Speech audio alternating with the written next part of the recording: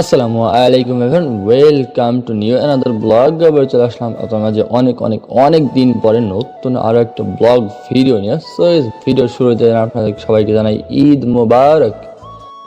So আজকের এই ভিডিওতে শেয়ার করার চেষ্টা করব যে ঈদের দিনে কি কি করলাম, সেটাই আপনাদেরকে এই পুরো ভিডিওর মাধ্যমে আমি তুলে ধরার চেষ্টা করব ইনশাআল্লাহ।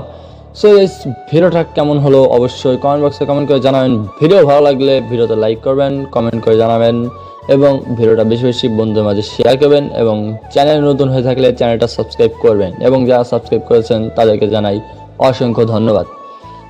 এটা হলো আমাদের এবারকার কোরবানির পশু।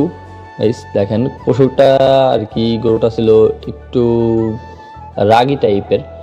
কারণ গাইস এই জায়গা থেকে যখন ঘর থেকে বের করতেছিল তখন তিনজনে মানে অতটা রাগী ছিল না যতটা রাগী ভাবছিলাম।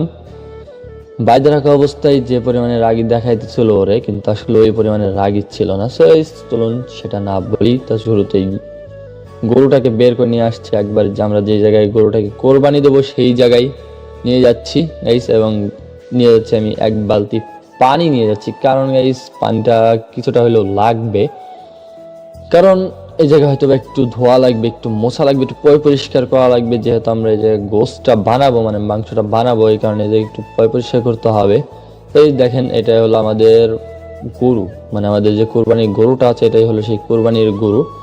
এই ভিডিওর কোয়ালিটি হয়তো একটু লো হতে পারে, কারণ আমার যে ডিভাইসগুলো আছে ডিভাইসগুলো খুবই লো কোয়ালিটির ক্যামেরায় ফুটেজ ক্যাপচার করা, এই কারণে গাইস ভিডিওটা একটু লো কোয়ালিটি হতে পারে। তাহলে আপনারা ধৈর্য সহকারে দেখবেন, আশা করি আপনারা ধৈর্য সহকারে দেখলে পুরো ভিডিওটা এনজয় করতে পারবেন। তো এখানে দেখেন ফাইনালি গরু ছেড়ে দেওয়া হয়েছে, গরুটা বাঁধার জন্য, মানে জবাই করার আগে যে গরুটাকে বাঁধতে হয় সে বাঁধার জন্য এটা ফেলে দেওয়া হয়েছে। এবং এই দেখেন এইখানে গরুটা বাঁধাও প্রায় শেষের দিকে, মানে ওইদিকে আমার চাচাতো ভাই আছে, ফুফাতো ভাই আছে এবং খালাতো ভাই আছে, আমার আব্বু আছে, কাকা আছে, আর কি আমরা এই কয়েকজনে। আমরা যারা গরুটা কোরবানি দেই, মানে প্রত্যেক বছর আমরা যারা যারা কোরবানি দেই সবাই আমরা আত্মীয় স্বজনের ভিতরেই, সবাই আমরা পরিচিত, সবাই আত্মীয় স্বজন।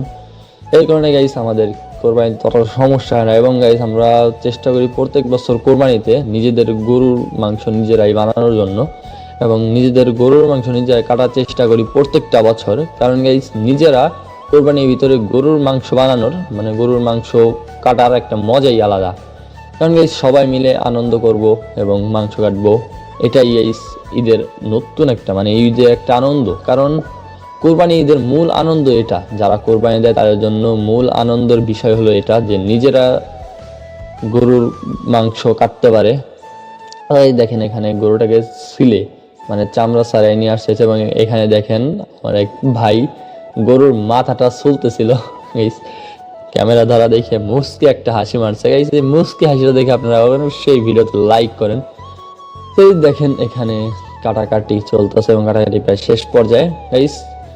আপাতত মানে গোশ বানানো শেষ, আপাতত এই ভিডিওতে এই পর্যন্তই, আর কিছু দেখালাম না। সো গাইস পরবর্তীতে আপনার সাথে নেক্সট ভিডিওতে দেখা হবে, সে পর্যন্ত সবাই ভালো থাকবেন, সুস্থ থাকবেন। আল্লাহ হাফেজ, আসসালামু আলাইকুম, ঈদ মোবারক।